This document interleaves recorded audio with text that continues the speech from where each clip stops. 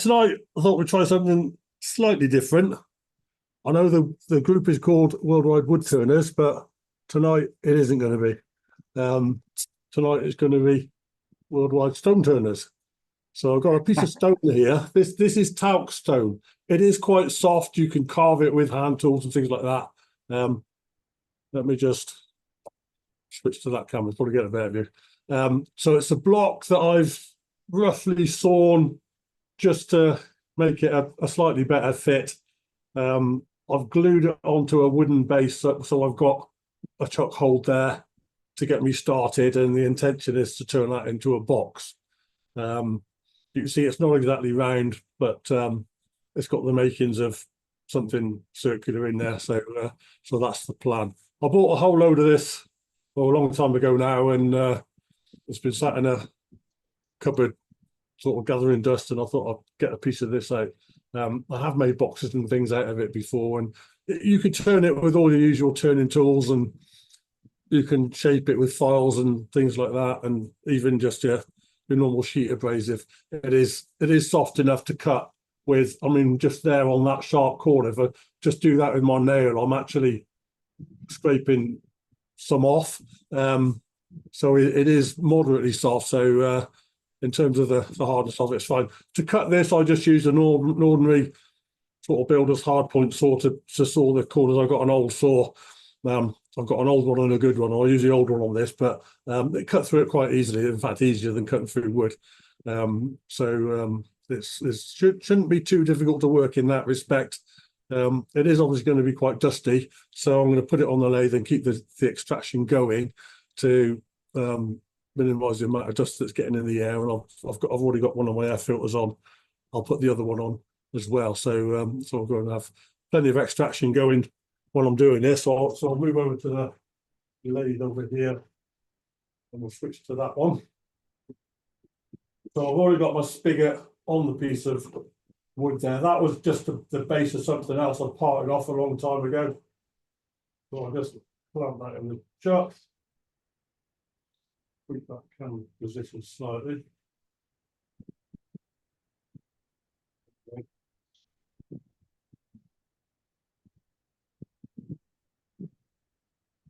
Good.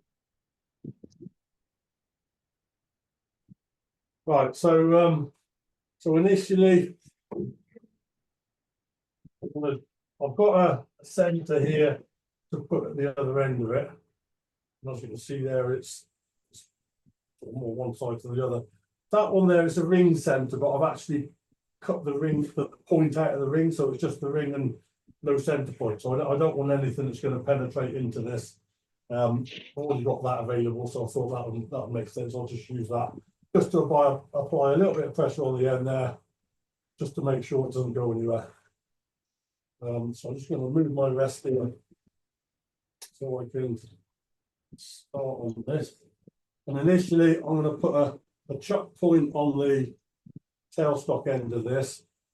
I'm sort of working on the assumption that will be my lid. I'm going to have to cut in a bit to actually get some width there, because it's quite close to this side. It's not the most regular block I've ever worked on, that's for sure. But it's near enough. I think we'll have to just lose a little bit off the top to get some width there. So we'll do that and then work on putting a spigot on it to make the lid. I'll put all my other filters and extraction on. And we'll start working on this with just a simple vein scraper. And this one here, it's a homemade one, it's a round bar, I've ground to half depth, then put a half round profile on the end of it. So fairly simple sort of homemade one, but I quite like this for holding in the boxes. But on here, the advantage of using this is I've got a fairly narrow contact area to start with, where I'll just try to take a little bit off to hold this. As it becomes round, I could possibly move to a wider tool, but initially a narrow tool is probably the way to go. Hey, Paul. Yes. Can you move your microphone closer? You're a little muffled. Close up. Far away. Is that better or worse? It's about the same. Okay. Is it the background noise that's causing the problem? No, it's not the, no, it's not the background noise, it's just your Okay. voice. Just check the volume on. There we go. Yeah, that seems okay on that. Yeah, I've just moved away from the lathe a bit. Back to the lathe. See how it goes. If it's still a bit muffled, then I'll try and get it a little bit closer still.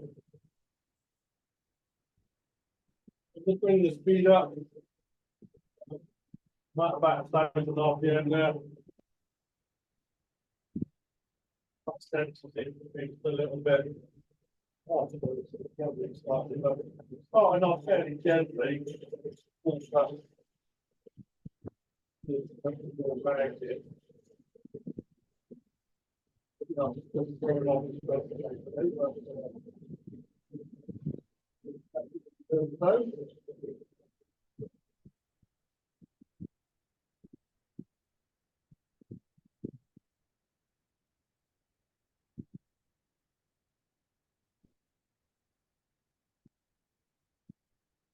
Those are the you start by tool. Probably not in application for actually. Yeah, Well, your microphone's doing it again.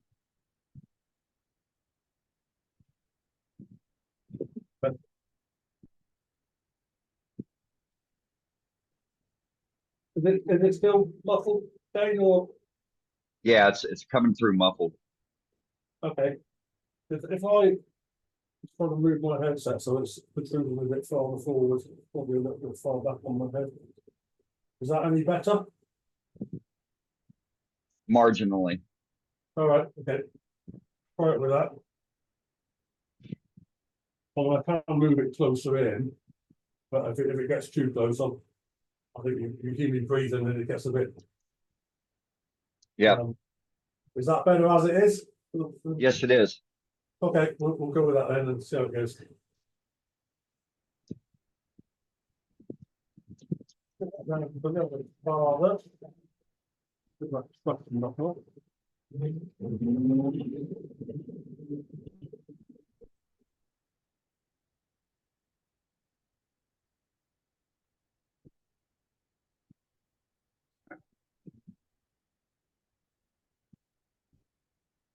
Just want to take this down far enough to get wide enough.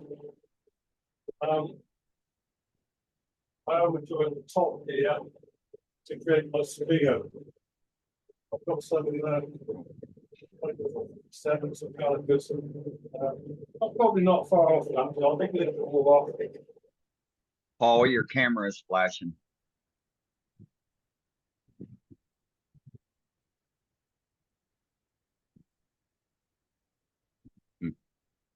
Damn it.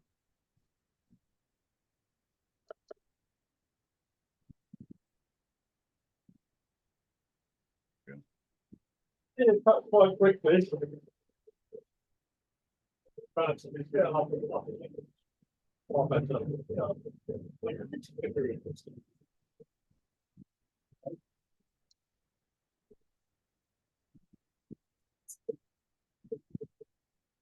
I'm just going to try and remove one of the cameras I aren't using. Yeah, your camera keeps flashing. Yeah, I'll take that one out and see if that stabilizes it. I've got several cameras in one row, so that might be a problem. Might be interfering. Yeah, that goes. Right, so hopefully that's at a point where make it bigger. So the coming to start until the end. Together,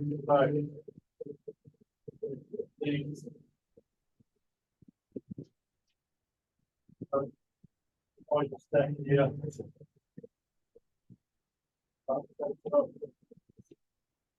Good.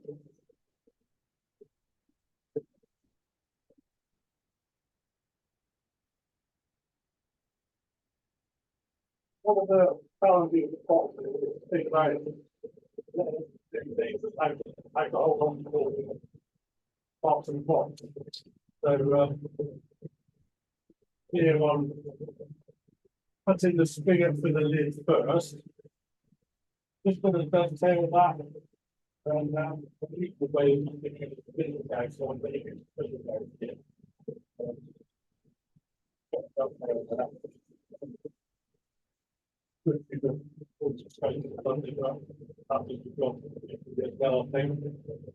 Right, so that actually is going to make it a bar.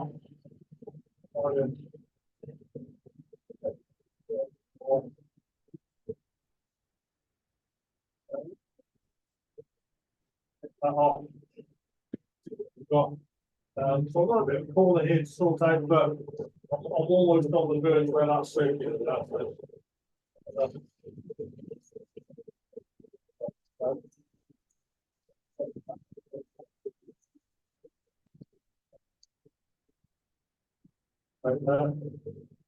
okay, I've still got that corner there, but I'm going to shape the top anyway, so that doesn't matter too much.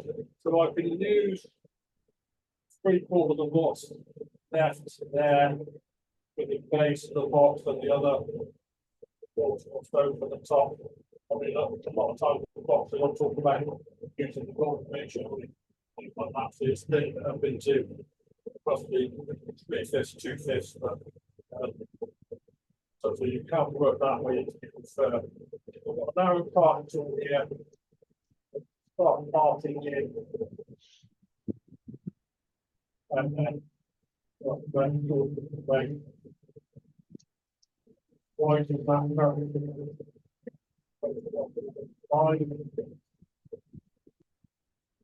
don't know if they've got tricks for the stone. It's been how to go on. I think it's similar to stone, but not necessarily the same. But it is very, it almost feels like it's easy to the front, so I think it's all friction. So, it's not just part of that very so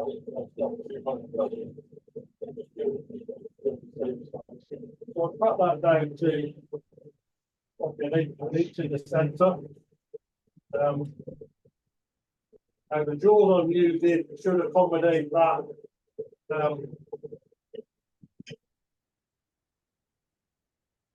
From the I'm just going to narrow down the I'm going to use the orgonal drill for you. They're very shallow jaws, so this will get my other. This is the set of jaws I'm going to use. And the jaws really shallow. If I set my depth gauge here, the depth, check the depth of my dovetail. Make sure it's not longer than the jaws it's just fractionally shorter. So that's you know, I want the top of the jaws to rest on the base of this thing. So you see there's a crack where the centre is at the top. Don't know if the centre is caused that or whether that was already there, but I guess it's not going to get back to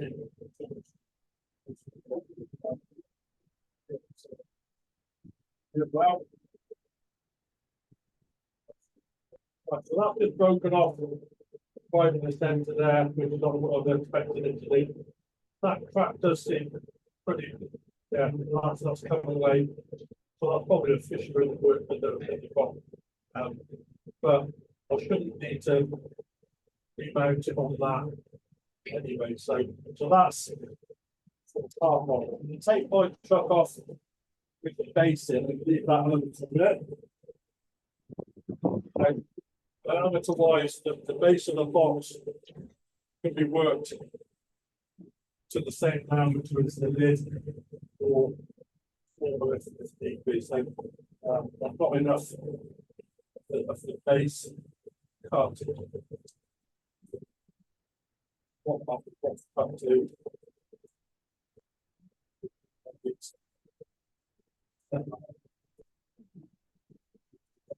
So if I switch to like that, but then see what we do again.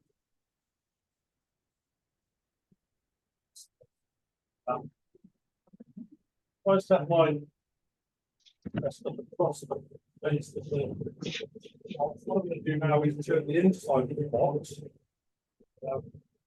That's just being cut with a parting tool. It's actually a pretty clean cut, but just going to give it a light cut with it. Straight through again.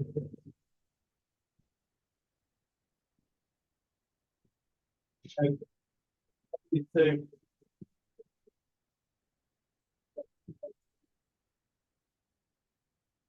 decide where I want the actual spigot joint to be. What I'm going to do is put the spigot on the bottom, recess it the lid. I've got to do it the other way around, but I'll do it that way this time. The argument for doing it this way is because if you put the spigot in the base of the box, fill your box all the way to the brim, still get the lid on. Spigot's on the lid. Oh, it's got that's part of the argument.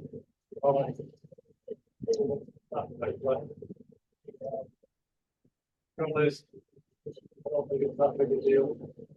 I can make it, whatever you like.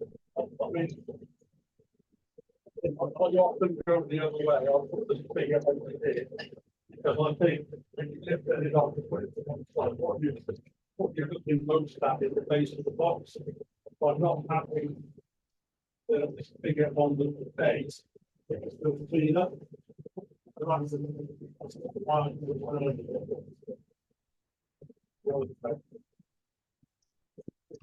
Hey, Paul. Yes. Paul, could you tell us what the tool is you're using, please?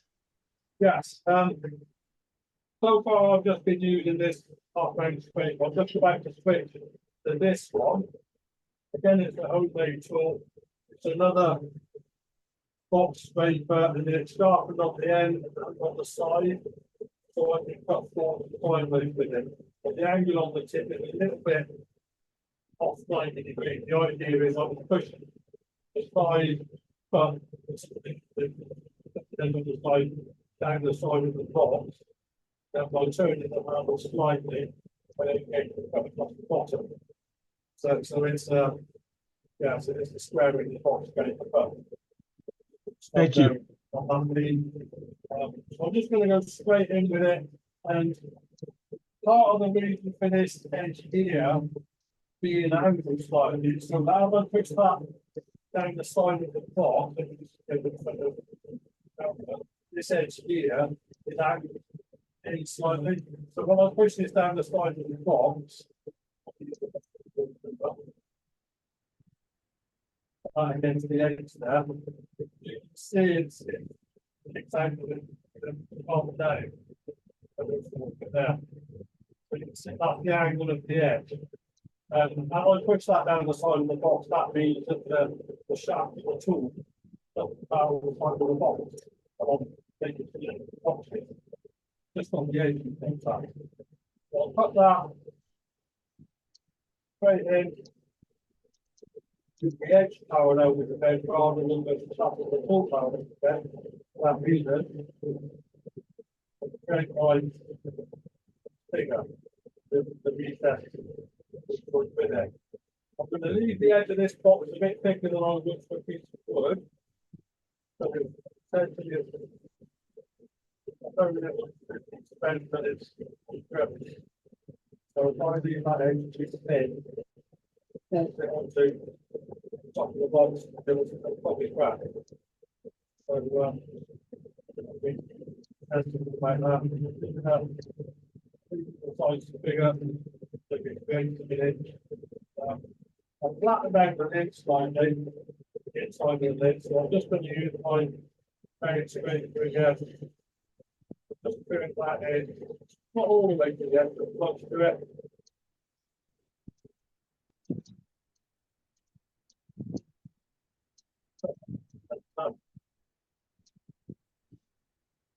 The one thing I've always thought about doing with this, but never tried, is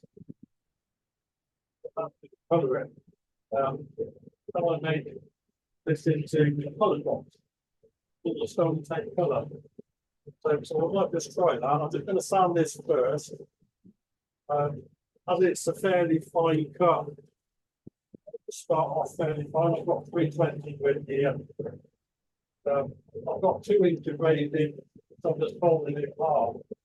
Just want to stand the inside. That's the beauty of this stuff. You don't get full grade. So if you get a cleanish cut, start relatively fine integrated. Starting at 320. I'm just doing the base of the box there. I'm not going to start the actual figure. I don't do that on a block either. So I'll leave that alone. A bit in the centre. Once. Right.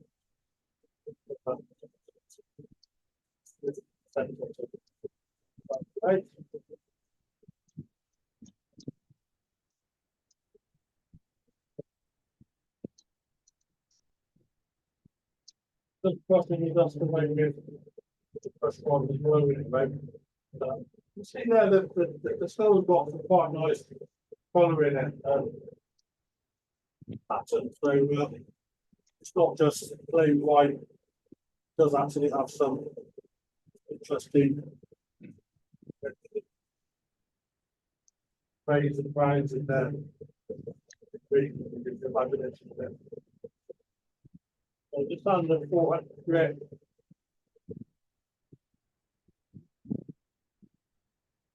And this is where sort of the normal nothing can be.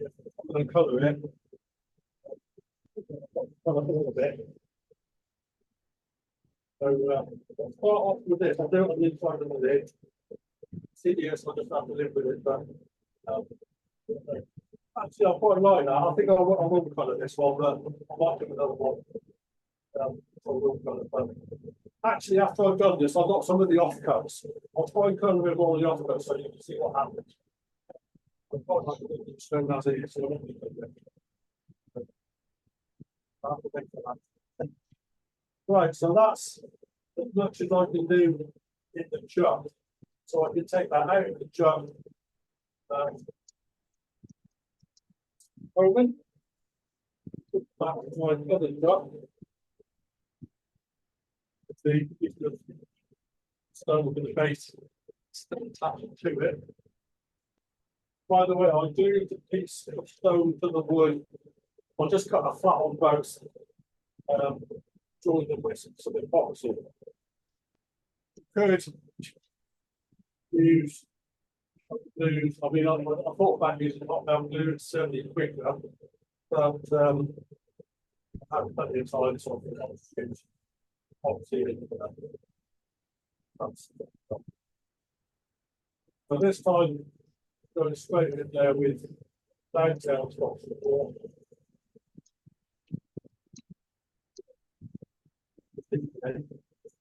Flatten on my face. Flatten on first.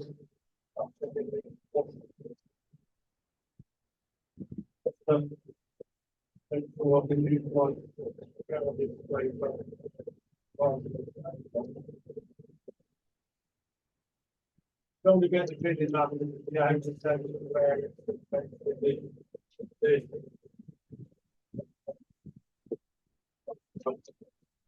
right, so that's flatten that off. Now that section is a tiny bit here. Big circle, so we'll almost go to that now. One point with the lid. Nothing from there, so that's my maximum diameter for the box. This flat, this side. So this one there. Well, I'm going to go just under that. So probably the first thing to do, the sensible thing to do here is to, as you would with any box, is to cut this bigger. I'll bring my rest around to the edge here. But I'll stick with my main speaker first. I think just to be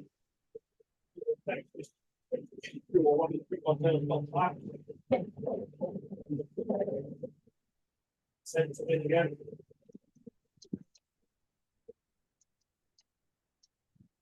Probably don't need it, but very clearly. A little bit of pressure on that, just to make sure that I'm not putting excessive strain on that.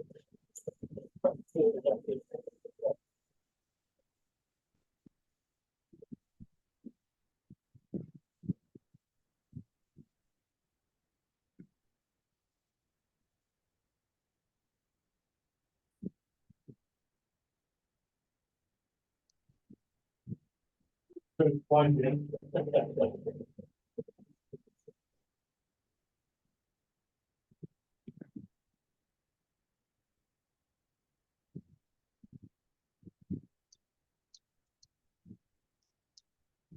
Still a little bit flat there, not quite there.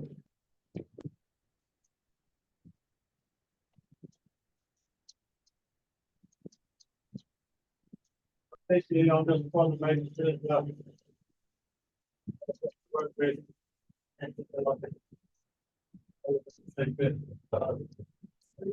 so that's round now. What we get like.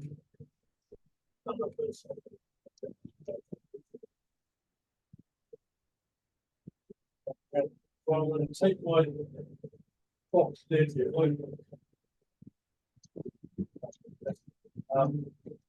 switch my set my calipers up to just a little bigger than it there.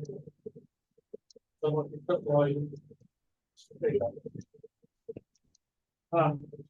recessing the lid just a little bit less than the line.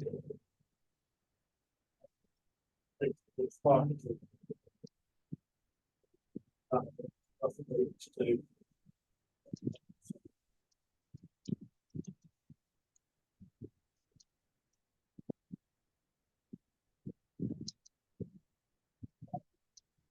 I can't go in really slowly.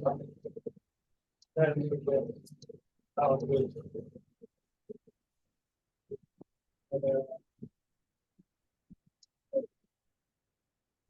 In soft stone as it is, pushing those in hard actually touches the boat. Put it just right up the foot. Bear with that and give a question on your.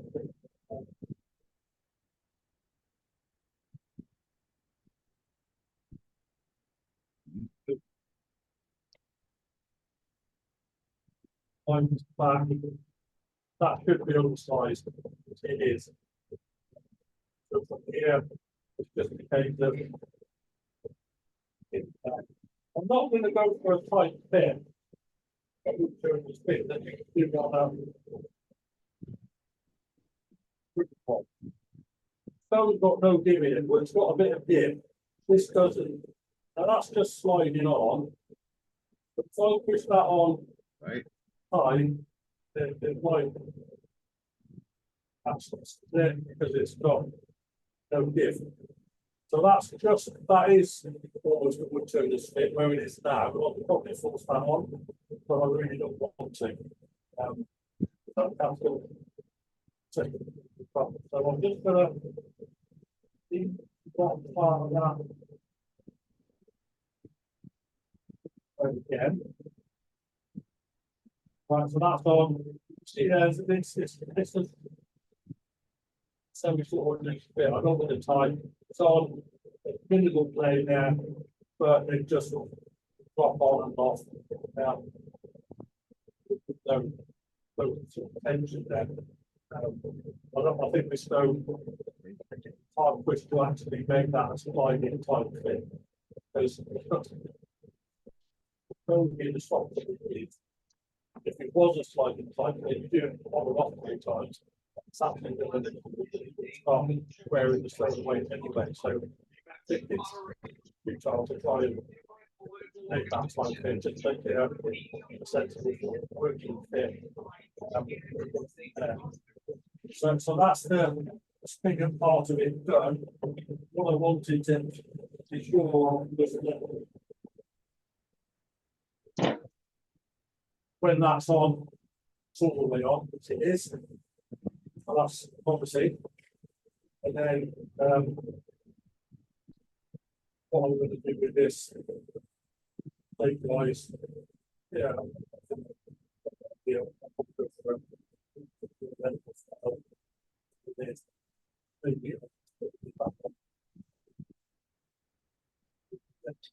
So back to base, west angle bit, I'm carrying on my halfway here.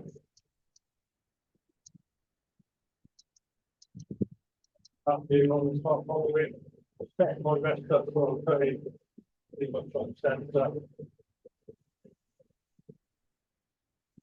And like a spot, you know, very challenging to me. I'm a driver. I was saying, technically, I was in my country work, something on all the days were there and back. Or if you were always making start the bus stand. Yeah, making the bottoms, probably a good idea to gauge the depth of it.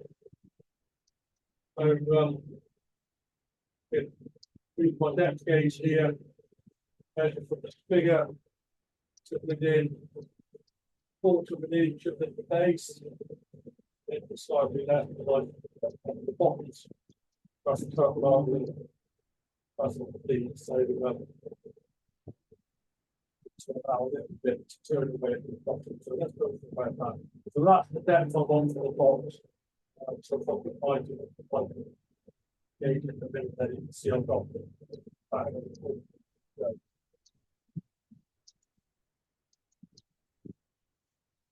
Basically, I'll just make that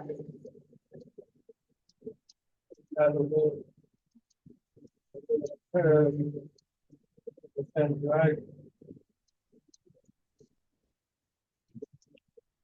A plan for this probably the curved shape rather than the last.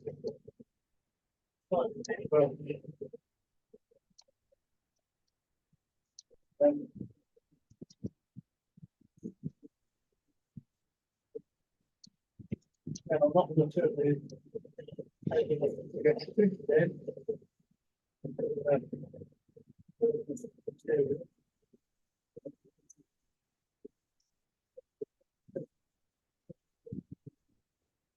Halfway around that, I can make a bit of it. I think it's seems to be a slightly darker bit of stone there, so it might be there's a slightly harder bit of stone at that point. Still cutting, but just about this.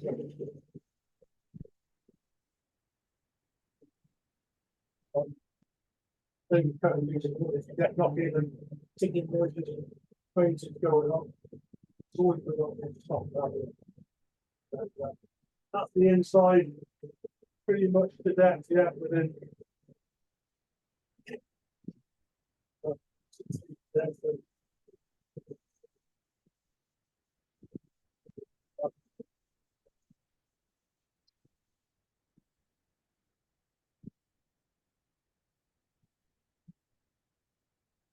That's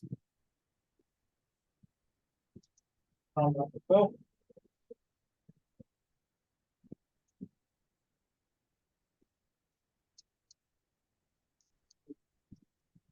The top face of the bigger there at the inside.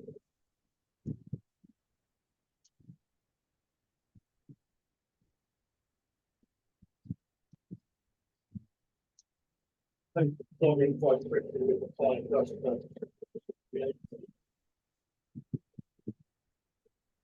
I've seen articles in the past of other people turning stone and turning differently harder stone here in the UK.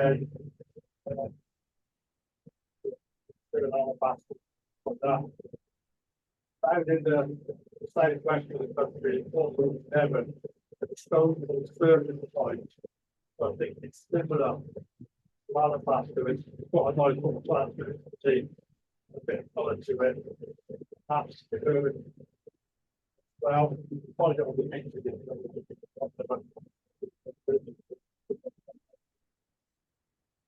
How the I have seen pictures of them and interested, but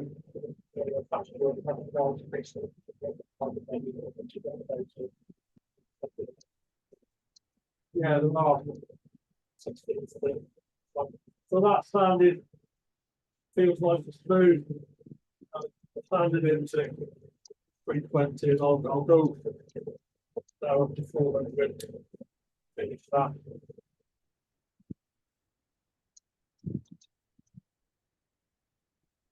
Not put any polish on the inside. I heard I wanted to have heard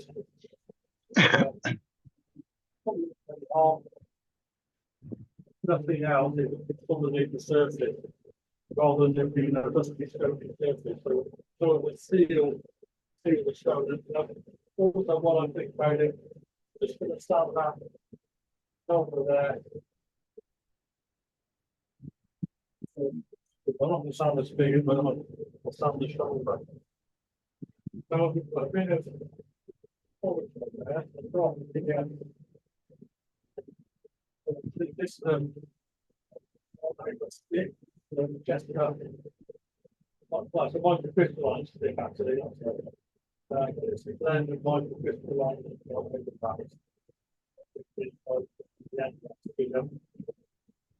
plug it on, put some wax into the surface. What's that with a bit of in this case, say this is a paper, basic cloth.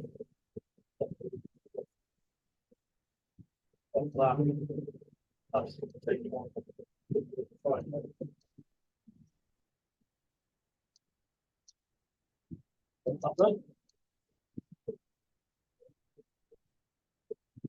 So that's the inside of the box bed.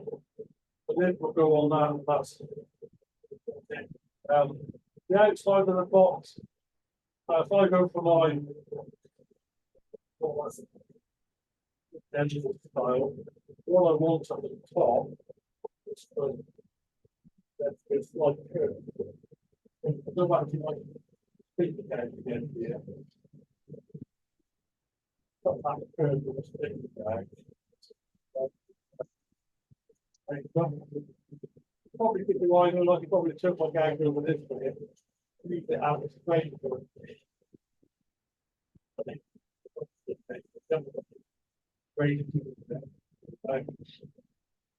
Put that curve there.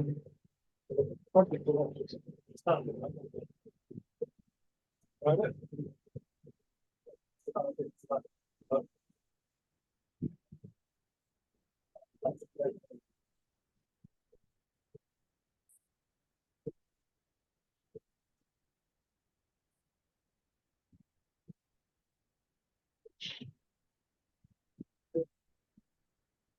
I'll put a bit of wax there.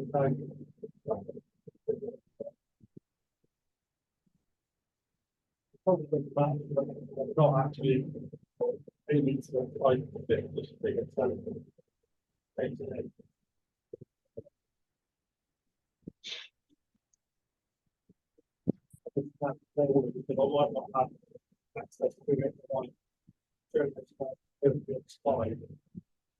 Right, so that's as much as I can do. It's out there it is. That's the amount of the cup, right? It's like that.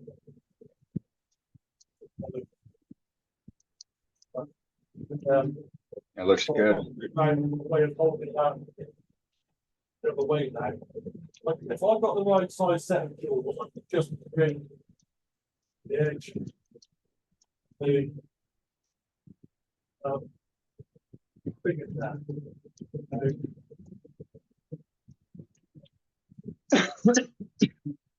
I'm pretty close to that, so I might just try that. Not being able to cut some fake module with it, but The other way to do this is a jump chuck. If I can grip that in.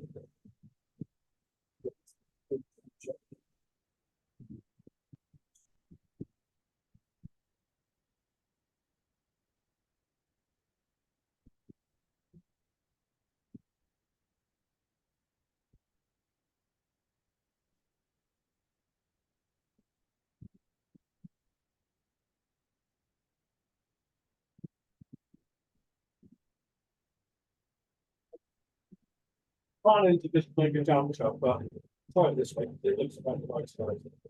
So again, set dovetail for the 2-inch long drawers. Yeah,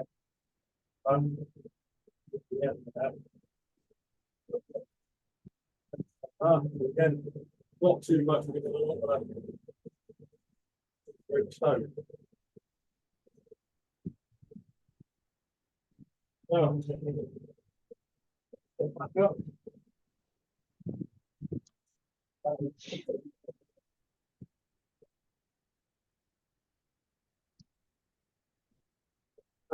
That's not. Now, what I want to do here is to separate the wood from the stone.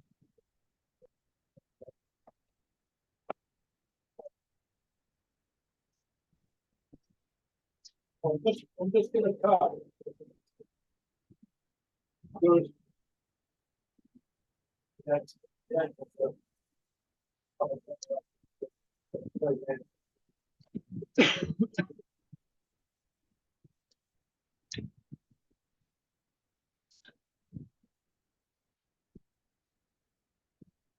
cutting so far, then that glue is starting to get that up.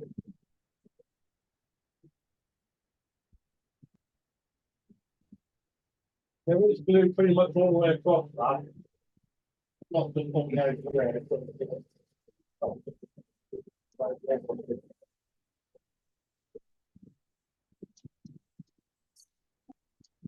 The white is on top of the parting tool, yeah.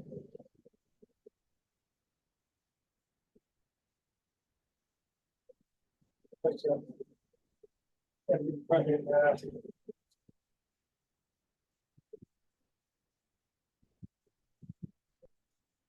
I'm taking that down to maybe half the down to the box, and I'll leave it there for the moment. Just going to make it wider part. That in the half.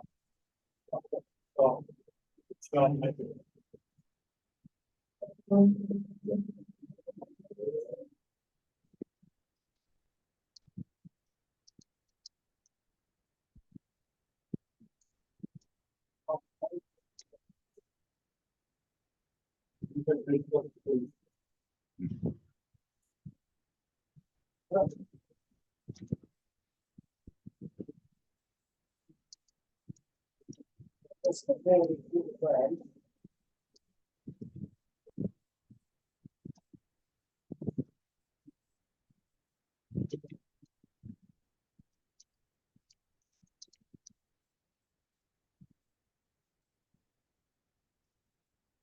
What I'm going to take the top of the face. I'm going to take this top part of the top back to where the foot goes to be, and not just create some space here for what to do that. That's probably enough, but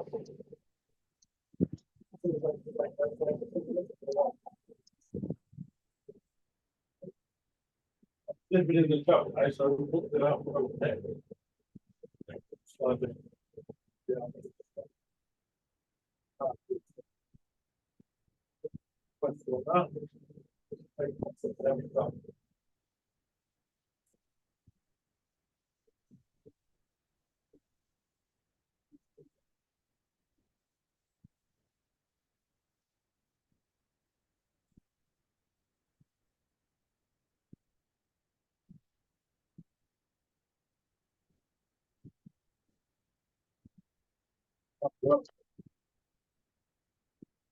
Here I go to my friend or the guy. The guy in a professional man on it. That is it's all today. Why do I think it's just doing that?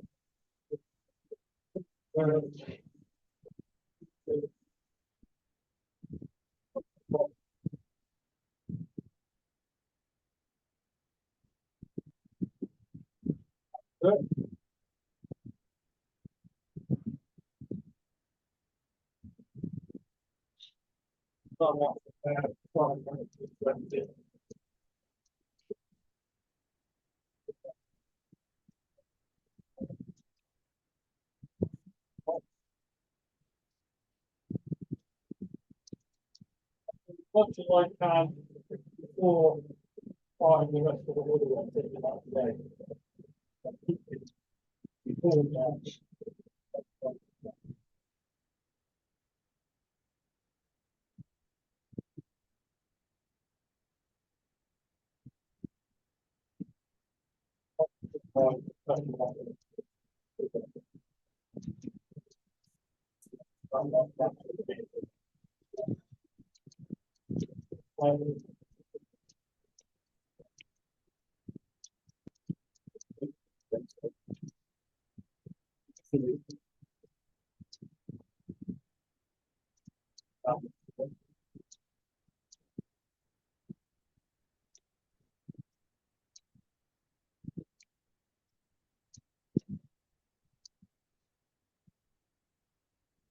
Started for grip.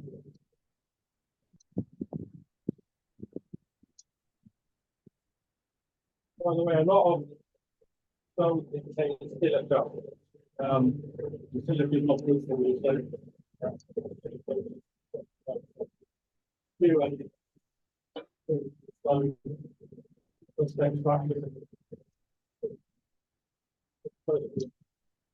inflation plus margin of the life are definitely yeah. I'm not wearing the plus last year, but I'm with the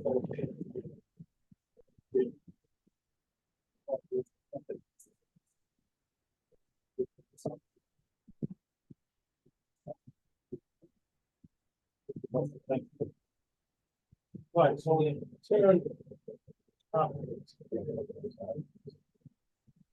very slow.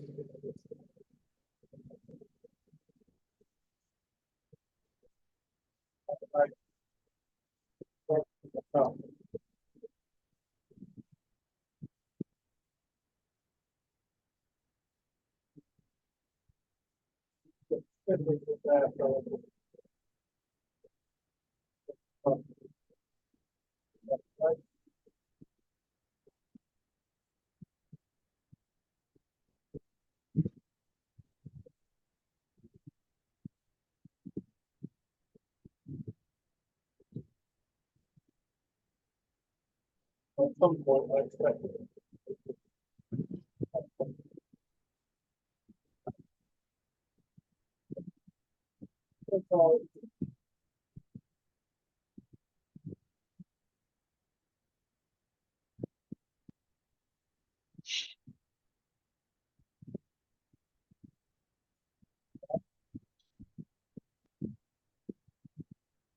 From there, get back the way.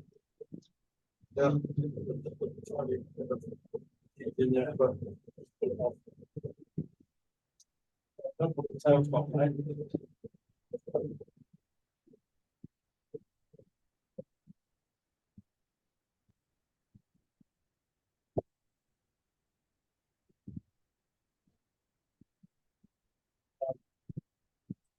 Base. That's fine. The blue residue at the bottom there.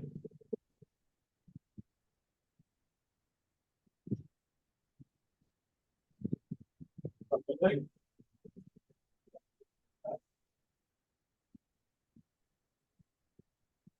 Very large curves. What I want to do here is flatten that bottom one. They flatten it, I want to make it slightly concave. So, you know, fish plan. So once I made that cut, I could use the ruler here just to make sure it is ever so slightly okay, which it is. And then we can start that. 20. The bit of the log work that start that.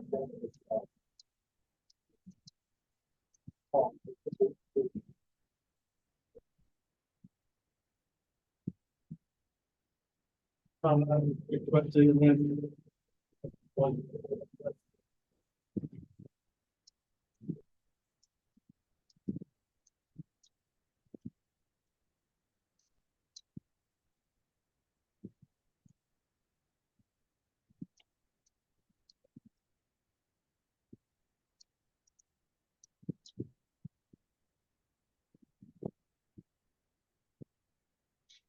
That looks okay.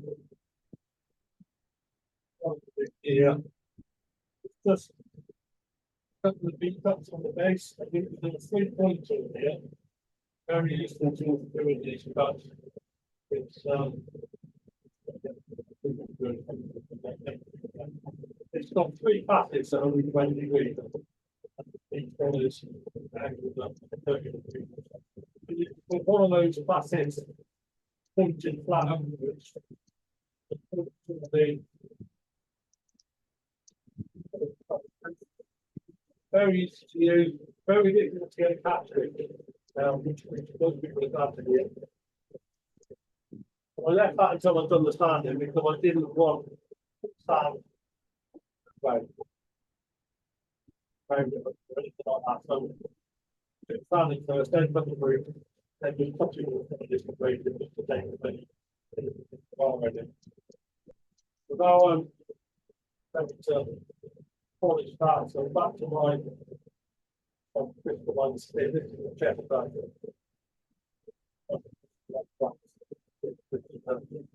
Then one crystal one.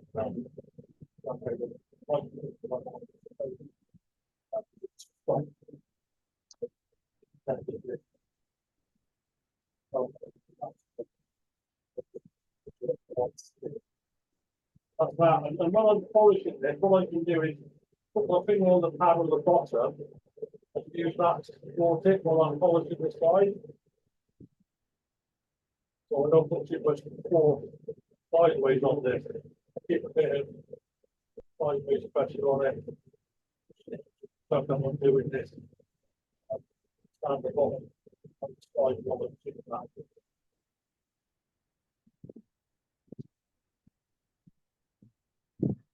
And try and push this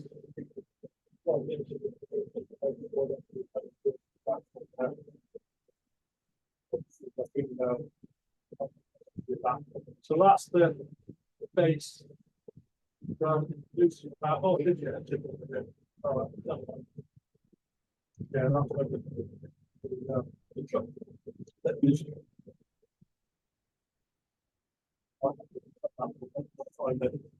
so that's essentially apart from that machine.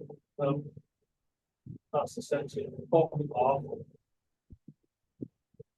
Then get on there. So I'm going to finish the lid now. So I'll go back to my other truck. First part of this. I'm going to do it again with these an inch and a half, probably 2 weeks.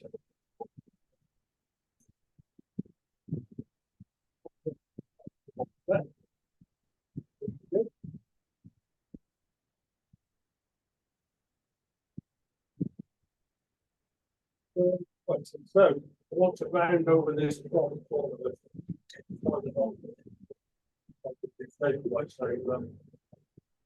I'll have that square corner there.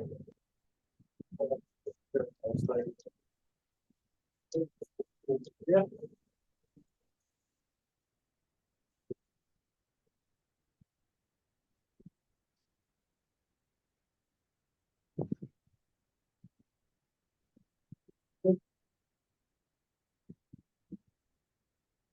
On that.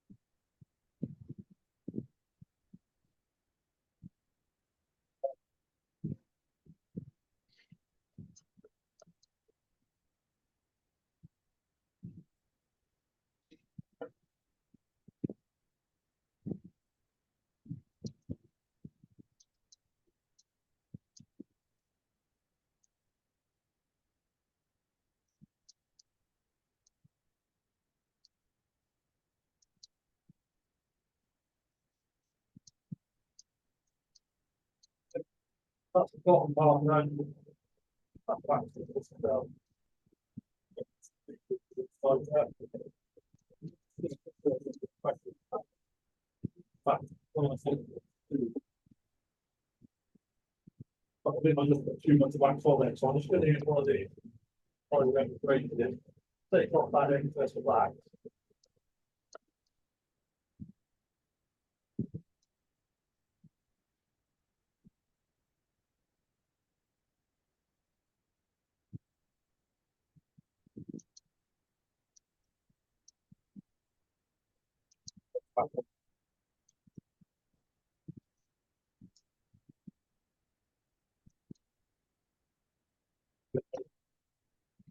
Right, so I need to reverse that, and again, I could take it to the. I think this time I am running with jump process. So the switch to the jump. Up to the first one.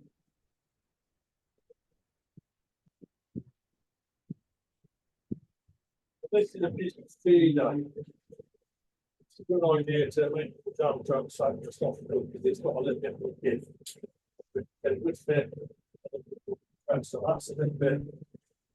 Size.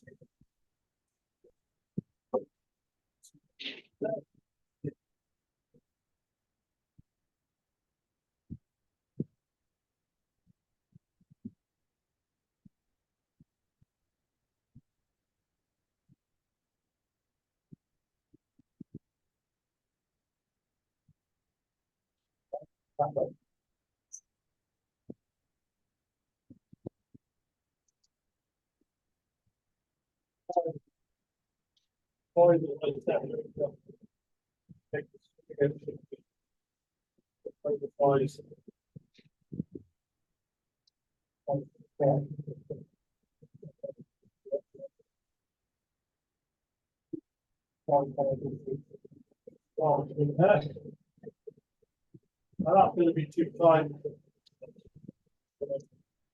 Make that size. Point paper on the top half of that.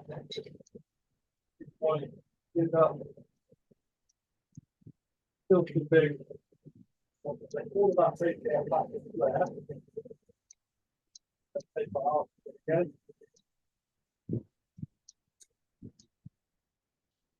Yeah, this time it's gone over the tape. I'll just put a little bit of pressure on that. It's going to keep it good. All that's at the end of that tape.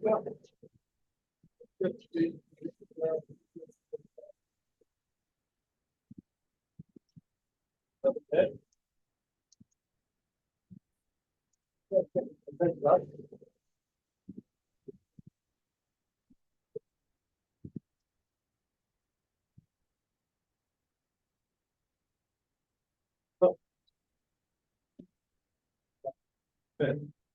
So there we've got a pretty fixed fit. It's one thing to fit. That will hopefully hold it there. There's a little bit of a breakage here on this top part.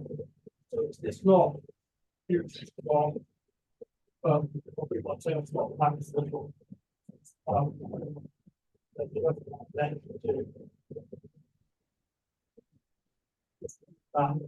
In place. In case. Hey, Paul, Yes. your lever is in the way of your tailstock camera. Maybe you want to move things a little bit, like the camera. On your, But Yep. my Thanks. the tail stop camera is just in the wrong place on it. I moved Yep. that because yeah, it's still yeah, it's probably still better building. I need to move the. I did try earlier moving the camera mate. I've got a cupboard and it's just in the way. So I need to change my camera mate. I think it's not ideal. Right, good. So back to my halfway straight. Well,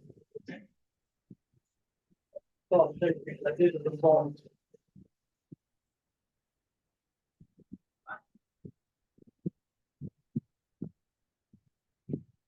Something.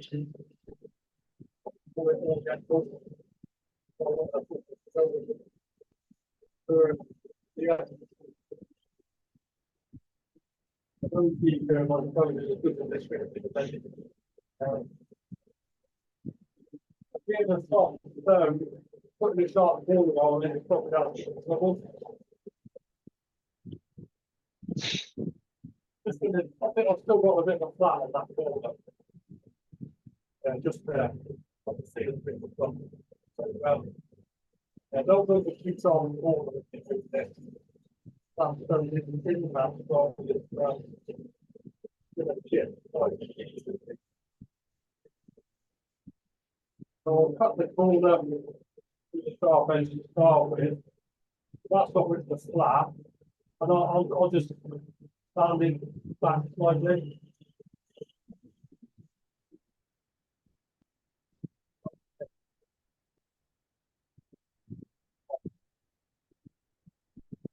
Okay.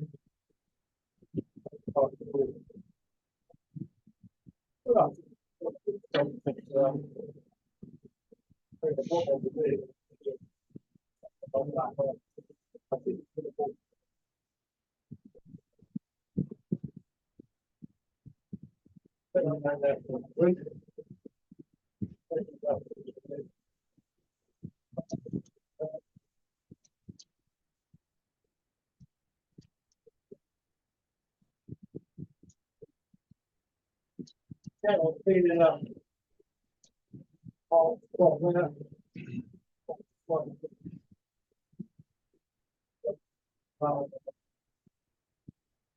Still perfect on the field. I get it. The other piece is better than a little bit flat, a little bit flat there, so you're not. I'll put a hole in it. So. With the mind. It's.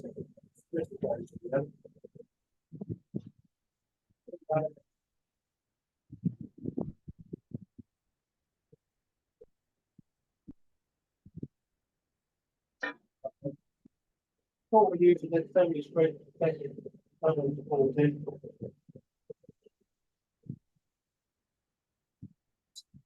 Because I'm getting that positive.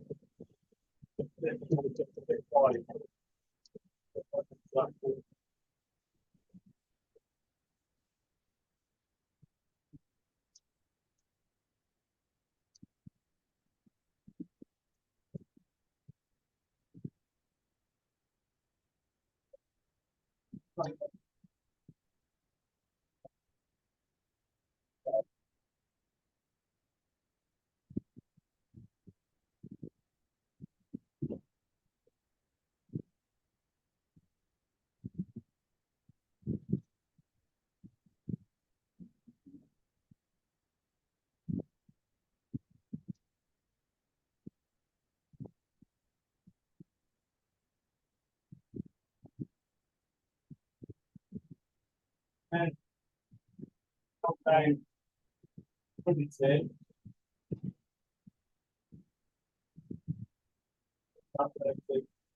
Actually, I'm going to break that off.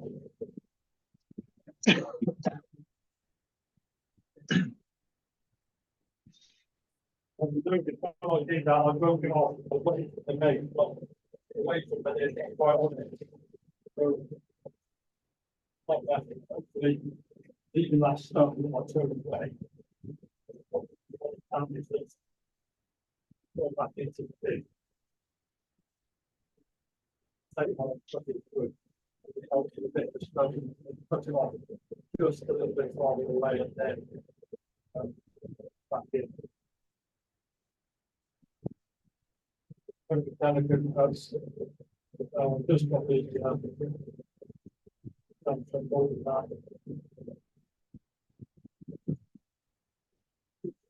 Oh.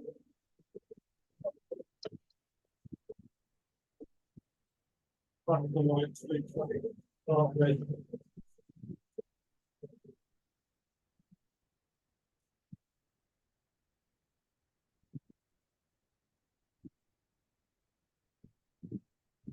Really, if you wanted, do the port of radio quite. Actually, you could with your radio below. Just put then yourself to that. You could do it with 12 back. Things like that. So, it's very easy to do quite fast there. If I step back forward, I think I'll leave it start. Founded it as is. 320.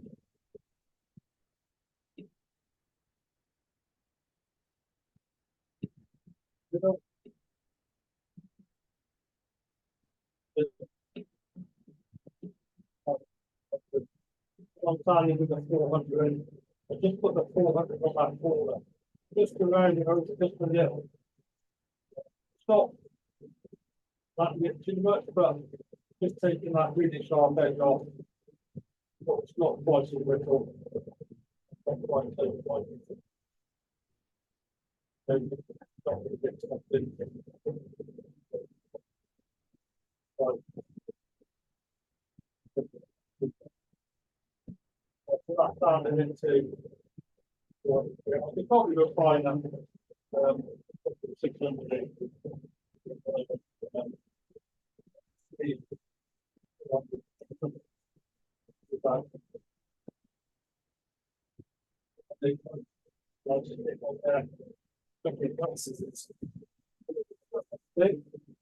Again, keep some pressure inwards.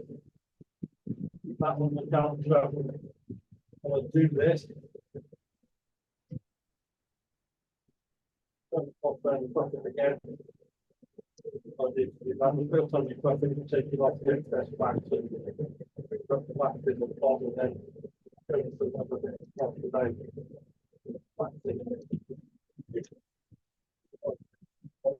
Better spoiler. That's that been done. Stand up. Put it on.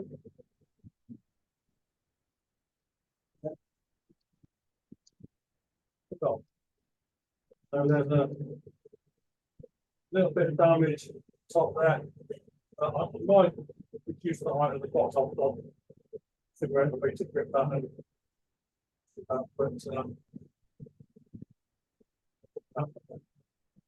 It looks great, Paul. Yeah, great beautiful. demo, Paul. Thanks. Absolutely great. So Beautiful. Paul, quite nice with them. Paul, we had a The bits of black in it. The black seems to be where the hard parts are. When I was cutting through those, I could feel it. Feel a slight difference in the cut. You feel a slight knocking. So I think that was where I was feeling the knocking where the black bits are over there. But yeah, there's all sorts of colours there, all sorts of a greeny grey and then some browns and blacks. Yeah, I'm not colour Hey, Paul. I said I would colour again. But another piece. This is just a piece that was cut off the one I've just showed you. So I'll sand that on the tape then. Yeah. I'll start off course because that's for stop dating.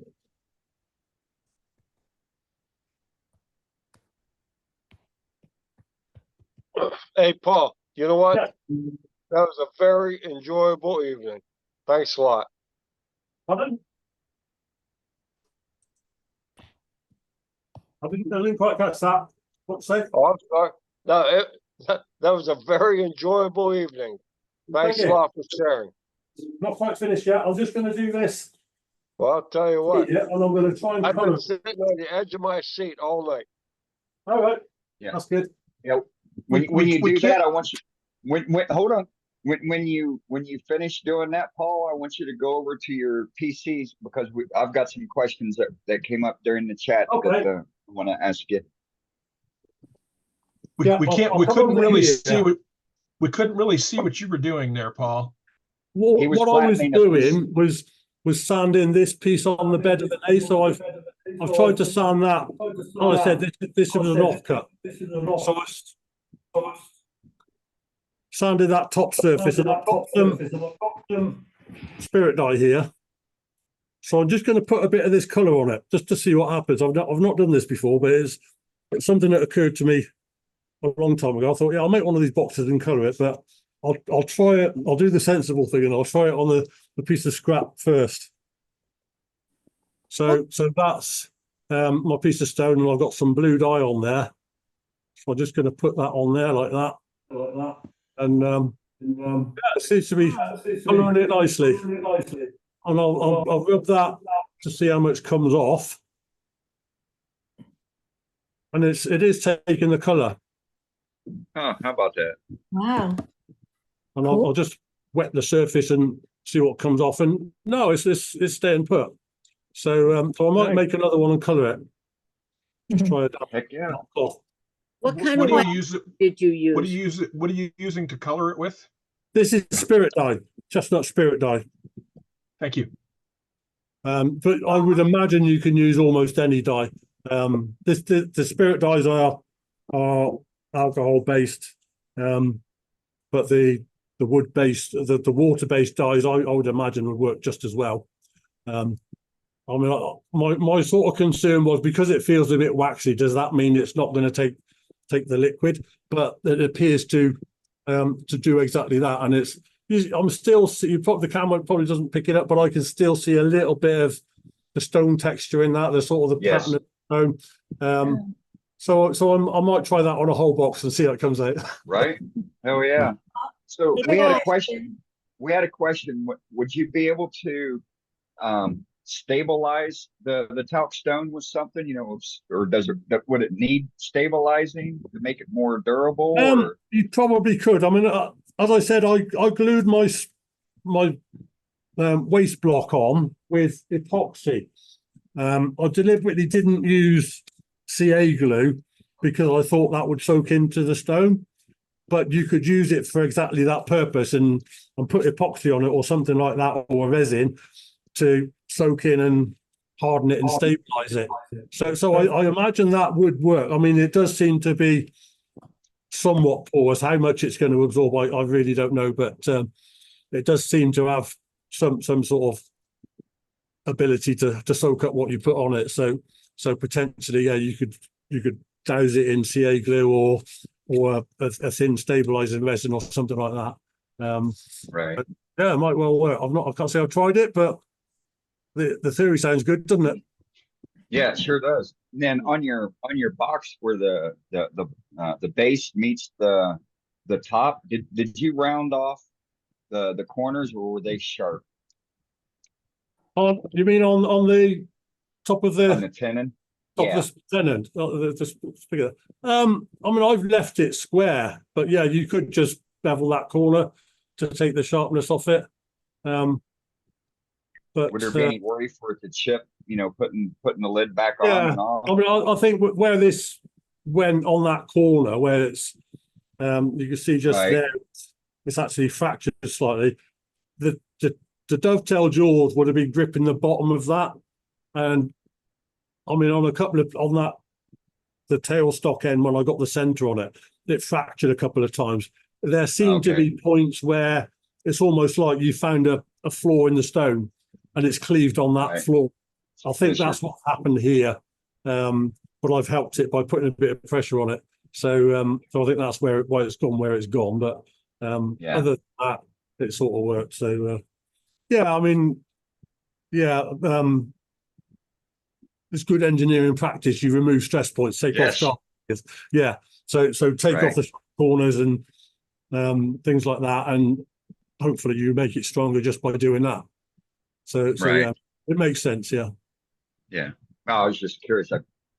I was typing. I was busy doing stuff in chat, and you'd Yeah. started on doing the spigot, and then I looked back and you were done, and I was like, damn it, I missed it. What do you do? Yeah. I mean, this bit, I just thought I'd try. I just picked up this piece I just part coloured and just did that Yeah. on the corner, and it fractured along sort of Right. a line. So I think there are weak points in it. You probably don't spot them until they happen, but yeah, I mean, I think that's the nature of stone, isn't it? Yes. Plus, I don't know how much that pile of stone I've got was kicked and rolled around before I got to it. So Right. that And then potentially, And then for your homemade scraping tools, what'd you make them out of? What kind of steel did you make them high out of? speed steel. High speed? Yeah. I mean, the one that had the. I'll just go and grab them. Just give me a sec. I've actually got three. I'll show you the third one. I didn't use it, but I've got a third one also for box making. This one started life as another tool. I think they call it a quadrant tool. It's just ground at an angle on the end, almost like a gouge without a flute. But I took that off and ground it this way. What I was aiming for was both a scraper and a drill. That tip is exactly half the diameter of the bar. So when you push that into its own hole, the cutting edge is exactly on the center line, so it works like a drill. You've obviously got very little in the way of flute sort of clearance for the waste because there's no flutes or anything. So once that cavity that is on the top fills up, you've got nowhere for the shavings to go. So you've got to withdraw it frequently, but it will drill. So that was sort of part of my intention, and the other part was I quite like a round scraper because I can put that on the rest and angle it anywhere I want, and it's stable.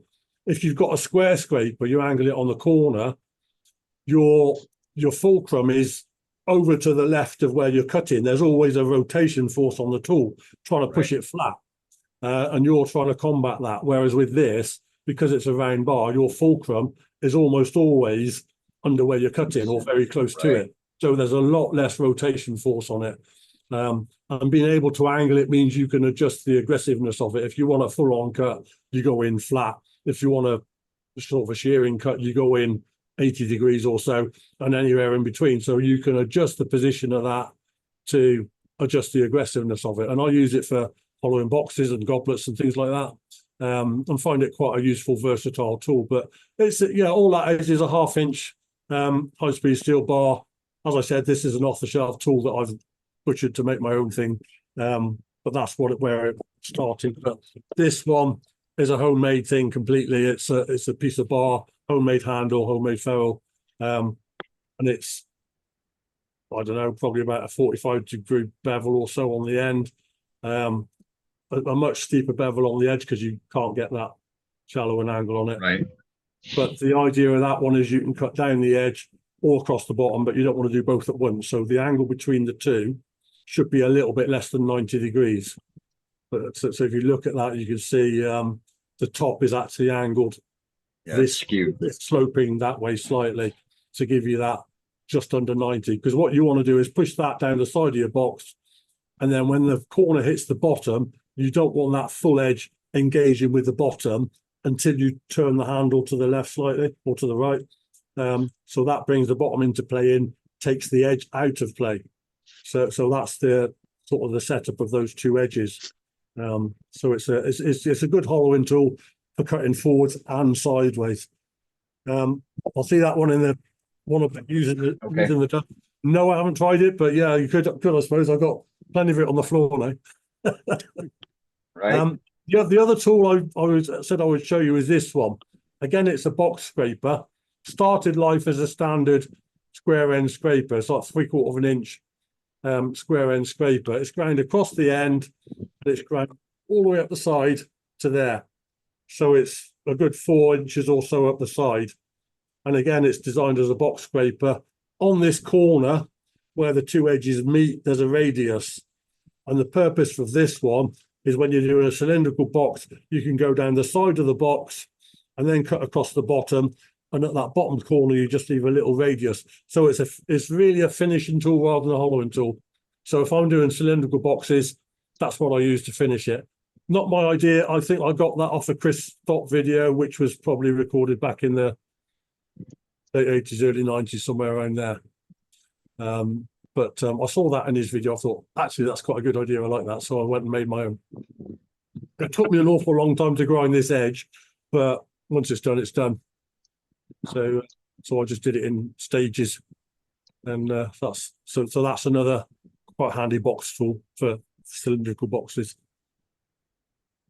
There was another question in chat, or maybe some confusion. This was talc, is that correct? Not limestone? It's No, it talc was stone. talc. Yeah, talc stone.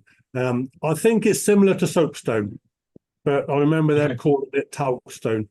I think you can get these types of stone in different colours. I remember somewhere seeing soapstone that was more green. So I think it depends where you get it from, which part of the world it comes from, as to exactly the coloration of it. But yeah, this one is a sort of a mottled grey brown with a bits of black in it. See that there? See the sort of pattern and the texture in the stone. Mm-hmm. So there's various colours in that. But yeah, I've seen others that are green. So the hardness of soapstone is measured by how much talc content it has in it. So soapstone that has more talc in it is softer. Yes, so talc is So soapstone usually is a combination of both soapstone and talc. So okay, yeah, that makes sense. My hands feel Yeah, heavier now, but having used that, it obviously works. yeah, I've turned both green and black soapstone. So yeah. What kind of wax were you using? What, sorry? What kind of The- wax were you The using? wax you were using. Oh, Was the that wax. carnauba wax? That one. I'll show you the packet. Just give me a moment. Thank you, Sue. That was going to be my next question. Great, thank you. That one. Just a Microcrystalline wax. microcrystalline wax stick. Okay. I don't know what it is in dollars, but that was the price in pounds. 6.3, so That's going to be about $9. eight or nine, yeah. $9. But they last a long time. You don't put a lot on. I've used this for quite a while. You can see the ends rounded while I keep pushing it onto the edge of boxes. But on the other end, I haven't touched on anything, so it's still square. But they do last quite a long time because you literally a couple of passes with it, and that's enough. I mean, on the inside of that box, I think I did a pass too many and put it on a bit thick, and it didn't thin out properly when I buffed it. So I took a bit off. But yeah, you don't want too much of that on. It's the same if you use just pure carnauba on a buffing wheel. If you put too much of that on the wheel, you get streaks in the finish. It just puts too much on, and the wheel can't sort of level it out. So a little bit is all you need. But yeah, I like it for boxes, wooden boxes as well. It puts a really nice shine on. I mean, quite often with the wooden boxes, I'll do a base of melamine lacquer rather than sand and sealer. I think it's just more durable. And again, I think going back to watching the likes of Reiki and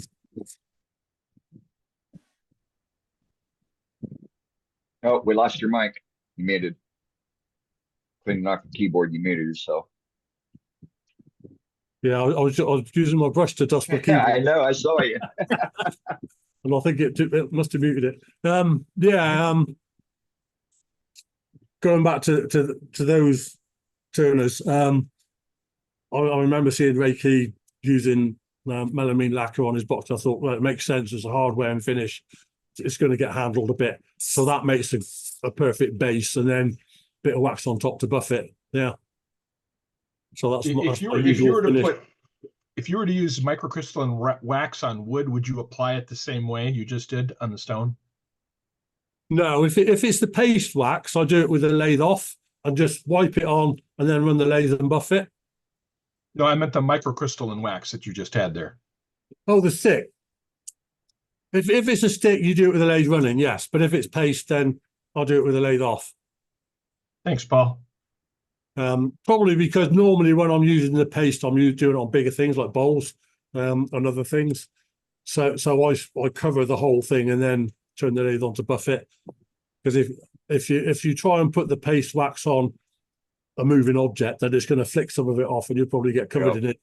So I usually do the lathe off for that reason. Yeah, it's a pain getting off the glasses. Yep, absolutely. All right. Well, does anybody else have any questions or comments for Paul? Well, I'd like to say thank you to Paul for staying up so late at night to do this demo. And it was very much appreciated, and you did an excellent job. Thank you, Ruby. Yeah.